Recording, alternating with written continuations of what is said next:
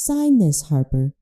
My adoptive brother, Garrett, slid the invoice across the table at the elite agribusiness gala in Sacramento. 500 leaders watched Garrett announce my startup owed the family estate $250,000. I didn't cry. I didn't ask why. I looked at the fabricated debt, then at my smirking adoptive parents, Richard and Evelyn. Anger wasn't loud. It was clinical. Drop a comment and let me know where you're listening from and what time it is for you right now. If this story resonated, make sure to like, subscribe, and share.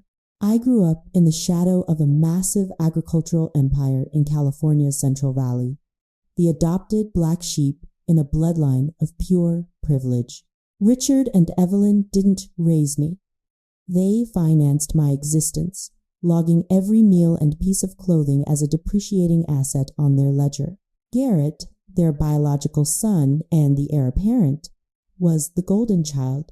He was groomed for boardroom handshakes while I was sent to the fields. They wallowed in elitism, viewing the soil as a bank account to be drained.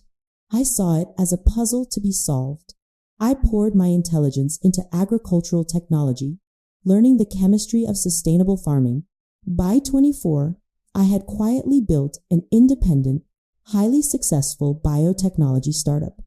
I didn't ask for their capital, and I didn't ask for their permission. When my company started securing lucrative regional contracts, they didn't view my success with pride. They viewed it as a breach of contract. In their minds, my competence was an insult to Garrett's mediocrity. This is the trap of merciless normalization. Toxic families don't just happen overnight. They condition you slowly, drop by drop, until the poison feels like drinking water.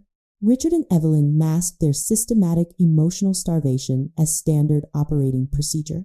They convinced the outside world and tried to convince me that their coldness was simply tough love designed to make me resilient. When you are raised in an environment where basic decency is treated as a premium upgrade you haven't earned, you start to believe that cruelty is the baseline of human interaction. They normalized the abuse so thoroughly that any attempt I made to establish boundaries was framed as an act of treason against the family. I realized that family affection had never been on the table. I had been a silent investor in their version of family, footing the emotional bill while they reaped all the dividends. My success threatened the very ecosystem they had built to keep me beneath them. My startup wasn't just a business. It was a glaring spotlight on their incompetence. Garrett couldn't write a line of code, and Richard's farming methods were decades out of date. Instead of adapting, they decided to orchestrate a hostile takeover of my life. They fabricated debts, forged equipment, leases, and attempted to legally bind my startup's assets to their failing subsidiary. They weren't shocked by their own deceit. They were only shocked that I had stopped playing along. I looked at the three of them across the gala table. There was no despair in my chest, only the cold clarity of a balance sheet being reconciled. I had spent 2 decades absorbing their normalization of cruelty, internalizing the idea that I was a secondary citizen in my own home. But my company was mine. The algorithms I had coded were mine. The late nights in the greenhouse were mine. I wasn't going to let them foreclose on my future just to subsidize their egos. The transaction of our family dynamic was officially terminated. The debt Garrett presented was a calculated maneuver to legally tether my intellectual property to their sinking estate. They wanted to drown me, and they wanted me to thank them for the water. But they had miscalculated one crucial variable. I wasn't a child seeking their approval anymore. I was a CEO protecting my assets. For years, my primary survival mechanism had been silence. I didn't argue when Evelyn conveniently forgot my birthday. I didn't protest when Richard introduced Garrett as his only successor at industry summits. I simply retreated into my work, using my silence as an impenetrable shield against a household that weaponized every word I spoke. This is the invisible chain of the survivor. When you are tethered to people who view your very existence as a debt to be collected, You learn to minimize your footprint. You stop expecting protection and start anticipating sabotage.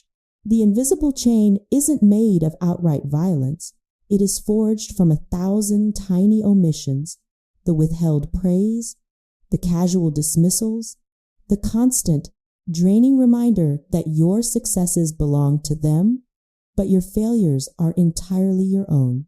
I had spent my entire adolescence believing that if I just worked harder, if I just proved my quantifiable value, they would finally see me as an equal shareholder in the family. But toxic systems don't reward compliance with freedom. They reward it with heavier chains. As my biotechnology startup gained professional traction, I kept my distance. I locked my prototypes in secure servers and registered my patents under a holding company. I knew that the moment they realized the true valuation of my work, they would attempt an asset seizure masquerading as familial support. My silence wasn't weakness. It was a strategic embargo on information. I watched Garrett purchase expensive sports cars while the estate's crop yields plummeted. I watched Richard leverage decades-old relationships to secure loans he couldn't repay. I observed their decline with the clinical detachment of an auditor reviewing a bankrupt firm. I rubbed my eyes, trying to summon regret for the family I never had, but there was only clarity. This wasn't a breakdown. It was an eviction notice. The gala stunt was their desperate, flailing attempt to drag me down with their sinking ship. They thought my silence meant I was defenseless. They mistook my lack of reaction for a lack of preparation. They assumed the invisible chain of the survivor was still securely fastened around my neck, but they failed to realize that I had spent the last 5 years quietly filing off the lock. Every late night at the lab, every independent contract I signed, every dollar I diverted into offshore accounts was a link being severed. I didn't cry for the parents who were trying to destroy me. Anger wasn't loud. It was the quiet hum of a server compiling data. I had treated our relationship as a subscription service, and I was finally clicking cancel. Garrett's smug face across the table, demanding $250,000 for equipment I never leased, was the final audit. They had spent my entire life starving me of affection, assuming it would make me weak and dependent. Instead, it had made me ruthlessly efficient. I didn't need their love, and I certainly didn't need their permission to survive. The seeds of silence I had planted years ago had finally grown into a fortress they couldn't penetrate. I looked down at the forged invoice again, studying the clumsy replica of my signature. It was a pathetic attempt at corporate espionage, executed by a brother who barely understood how a spreadsheet functioned. They wanted a reaction. They wanted me to beg, but I was just running the final calculation before the execution. Garrett leaned forward, tapping his expensive pen against the tablecloth. "Sign the commercial equipment leasing invoice, Harper," he demanded, pitching his voice so the neighboring tables could hear. "Clear the corporate debt, and we'll keep this out of the courts." It was a masterful bluff, designed to coerce me into signing away my startup's equity under public pressure. I looked at the pen, then at Richard and Evelyn, who were projecting an aura of magnanimous patience. Before I could issue my refusal, the heavy oak doors of the gala hall swung open. The room fell into an immediate, breathless hush. Lillian stepped through the entrance. At 89, my great-grandmother was the formidable founder of the agricultural empire, a woman whose sharp eyes missed nothing. She walked with a cane, but her posture was absolute iron. The silent regret of the gatekeeper had haunted Lillian for years. She had built this empire from dirt and grit, only to watch her descendants squander it on country club memberships and vanity projects. She had seen how Richard and Evelyn treated me, the quiet cruelty, the systematic exclusion. For too long, Lillian had remained a passive observer, hoping that blood ties would eventually mend the fracture, hoping that Richard would step up and be the patriarch she had trained him to be. But gatekeepers carry a heavy burden. When you hold the keys to the kingdom, Your silence is complicity. Lillian's regret was a quiet, suffocating thing. She had watched me endure, watched me build my own legacy without a dime of her money, and realized that her inaction had nearly cost her the only heir worthy of the soil.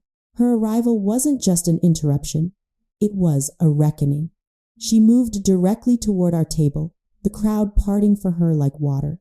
Richard stood up, his face draining of color. Grandma Lillian, we didn't expect you. You rarely expect the auditor until they are at your desk. Richard, she said, her voice carrying the cold authority of a judge. Lillian looked at the fraudulent invoice sitting on the table, then at Garrett's shaking hand. I have spent the last 6 months conducting a forensic review of this estate's operations, Lillian announced, her gaze sweeping over my adoptive parents. I have watched you forge documents, mismanage funds, and attempt to steal from the only person in this family who actually understands the value of a day's work. Evelyn tried to interject. Mother, Harper owes the estate. Harper owes you nothing, Lillian snapped, her cane striking the floor with a sharp crack. But you owe her everything. Lillian reached into her tailored jacket and produced a thick, notarized document. Yesterday, I finalized a total rewrite of my will. Every acre of land, every operational facility, and the entirety of the multi-million-dollar land trust is being transferred immediately and irrevocably. She placed the document directly in front of me. The core legacy belongs to Harper. The power reversal was instantaneous. They weren't shocked by what they'd done. They were shocked that the game was over. I didn't smile. I didn't gloat. I simply looked at the legal transfer of a billion-dollar empire. This wasn't revenge. It was accounting, and the books were finally balanced. The silence at the table was suffocating. Garrett looked like he was going to be sick, and Evelyn sank into her chair, her manicured hands trembling. But the restructuring of Lillian's will was only the first phase of the liquidation. Walter, the estate's seasoned attorney, stepped out from the shadows behind Lillian. He carried a leather briefcase that held the true depth of their betrayal. If Lillian hadn't intervened, I realized the chilling reality of a world without Lillian. Without her ultimate authority, Richard and Evelyn's hostile takeover might have dragged me into years of debilitating litigation. They would have utilized the estate's massive legal fund to bury my startup in injunctions, bleeding my resources dry. A world without Lillian meant a world where their fraudulent claims might have been legitimized by sheer financial attrition. I would have been forced to fight a war of attrition against a machine that had unlimited capital, defending technology that I had built from nothing. Her intervention wasn't just a rescue. It was the prevention of my total corporate destruction.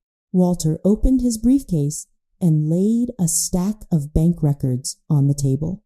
The fraud doesn't end with this fake lease, Walter stated, his voice a dry, legal monotone. Over the past 20 years, Richard and Evelyn have systematically embezzled a massive trust fund left behind by Harper's late birth parents. My breath caught. The first physical reaction I had allowed myself all night. My birth parents. I had been told they died with nothing. Instead, they had left me a significant trust, which Richard and Evelyn had drained to finance Garrett's private education and their luxury vacations. But the criminal twist went even deeper. Walter produced a secondary folder containing patent filings. The core agricultural technology patent that Richard claims Harper stole from the estate is demonstrably false. Walter continued. Forensic software analysis proves that the proprietary algorithms running Harper's biotech startup incorporate foundational code written by her biological father 30 years ago. Richard attempted to patent stolen legacy code.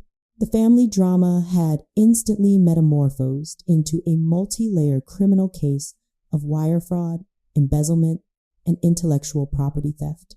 I looked at the people who had raised me. I had thought they were just cruel and entitled. I hadn't realized they were parasites, feeding off the ghost of my biological father. Anger wasn't loud this time. It was a lethal, crystalline focus. "You didn't just try to steal my future," I said, my voice dropping to a harsh whisper that cut through the silence. "You stole my past. You funded your pathetic, failing lives with my parents' money." Richard opened his mouth to defend himself, but no words came out. The evidence was irrefutable. They had turned my adoption into a profit center. I didn't feel sadness. I didn't feel despair. I felt the cold, mechanical satisfaction of a closing trap. I opened my laptop right there at the gala table, ignoring the hundreds of staring eyes.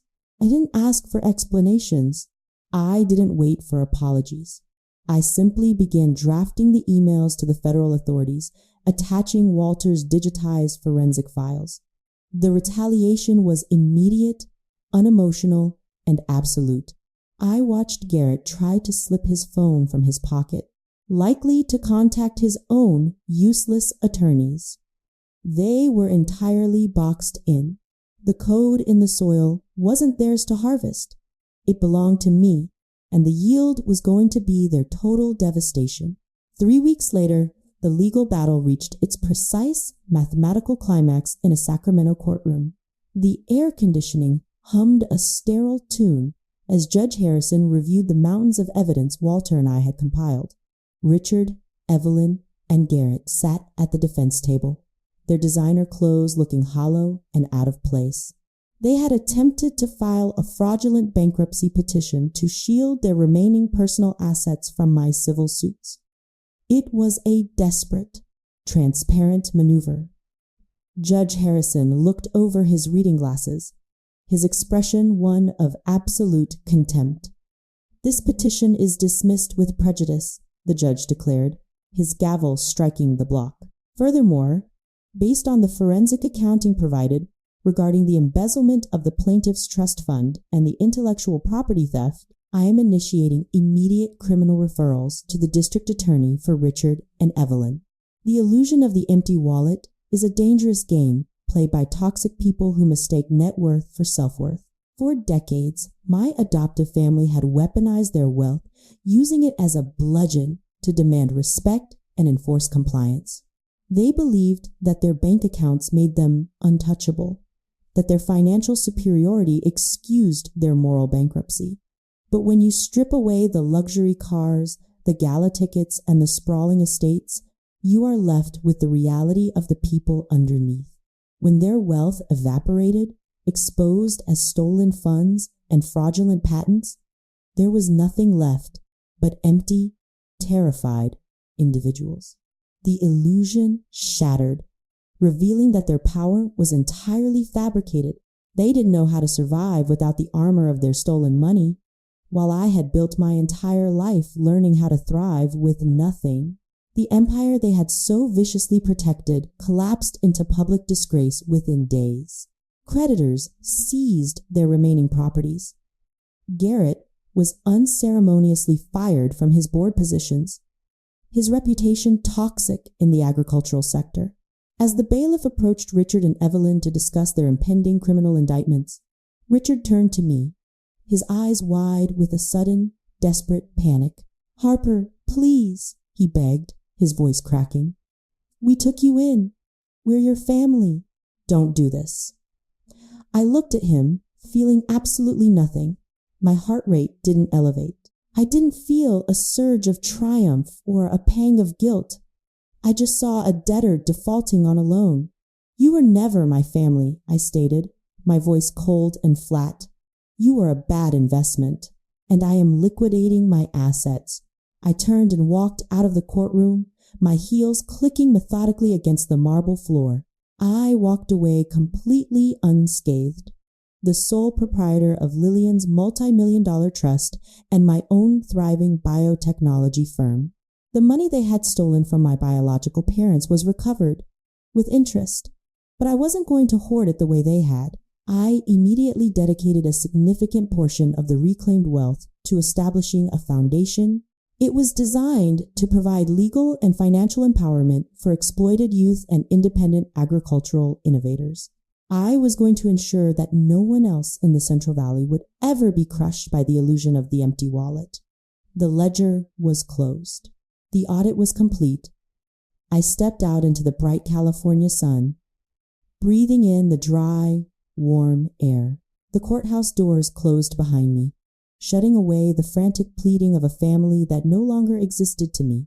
My future was fully funded, entirely mine, and cleared of all debts. 6 months after the courtroom victory, I stood on the porch of my own farmhouse, a property I had purchased independent of Lillian's vast trust. The morning air was crisp, carrying the scent of damp soil and blooming crops. I held a mug of black coffee, watching the sunrise paint the Central Valley in brilliant shades of gold and amber. Before me stretched hundreds of acres of sustainable farmland, monitored by the very technology my biological father had started and I had perfected. The sprawling, frantic tension that had defined my youth, the constant need to anticipate the next insult, the endless defensive posturing, had entirely dissolved. It was replaced by a profound, unshakable inner calm, a letter to those who always feel like they're at the edge. I know the exact weight of the silence you carry. I know what it feels like to live in a house where you are treated as a guest who has overstayed their welcome. You spend your life trying to earn a seat at a table that was built to exclude you. You analyze every word, every look, every slammed door, trying to figure out how to be small enough, quiet enough, or successful enough to finally be loved. But the truth you must realize is that their inability to value you is a reflection of their deficit, not yours. You are not standing at the edge of the world. You are standing at the threshold of your own life. The moment you stop seeking validation from people who are committed to misunderstanding you, the edge disappears. You don't need their permission to step forward, and you certainly don't need their approval to build an empire of your own. Your worth is not a currency they get to control. I took a sip of my coffee, feeling the warmth spread through my chest. I had received a letter from Garrett a week ago, begging for financial assistance. I didn't read past the first line before dropping it into the shredder. There was no anger left, just the quiet finality of a closed account. My foundation had already helped a dozen young innovators secure their patents and escape predatory contracts. I had taken the poison my adoptive family planted and processed it into fertilizer for something beautiful. I've come to realize that holding on to anger is just another way of letting them live in your head rent-free. Forgiveness isn't always for the other person. Sometimes it's the only way to set yourself free. But forgiveness doesn't mean reconciliation. It just means you no longer require their suffering to validate your peace. I watched the automated harvesters hum to life in the distance, a perfect symphony of technology and nature. I had survived the frost, and now it was time for the harvest. Have you ever felt like the invisible one in your own family? Let me know your story down in the comments. Drop a comment and let me know where you're listening from and what time it is for you right now. If you want more stories about justice, resilience, and reclaiming your life, make sure to hit like, subscribe, and share.